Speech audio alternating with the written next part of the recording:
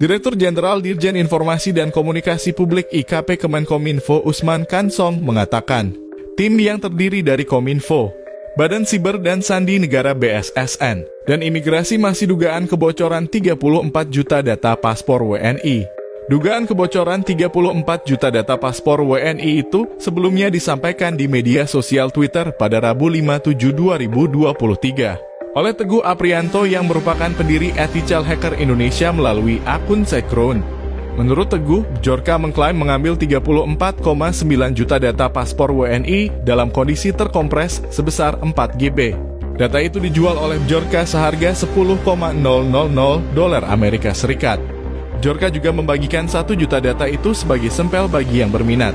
Menanggapi hal itu, Direktur Jenderal Imigrasi Kementerian Hukum dan Hak Asasi Manusia Kemenkumham Silni Karim mengatakan peladen server imigrasi berada di Pusat Data Nasional PDN yang dikelola Kemenkominfo.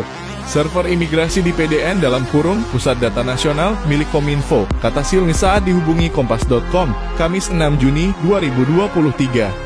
Hasil sementara ada perbedaan struktur data antara yang ada di Pusat Data Nasional dengan yang beredar, ujarnya saat dikonfirmasi Kompas.com, Rabu 5 Juli 2023 malam.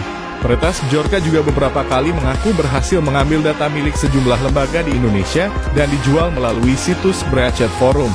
Peretas Bjorka pernah mengaku membocorkan 26 juta data pelanggan penyedia jasa internet IndiHome pada 20 Agustus 2022 lalu. Bjorka pernah mengaku mengambil data BPJS Ketenagakerjaan pada 12 Maret 2023 lalu. Saat itu dia mengklaim berhasil mengambil data sebesar 5 GB dan dijual seharga $10,000 AS dalam bentuk mata uang kripto Bitcoin. Menanggapi hal itu, BPJS Ketenagakerjaan membantah mengalami kebocoran data dan menyatakan insiden itu bukan terjadi dari pihaknya. BPJS Ketenagakerjaan juga menyatakan melakukan penguatan sistem keamanan teknologi informasi terkait insiden itu.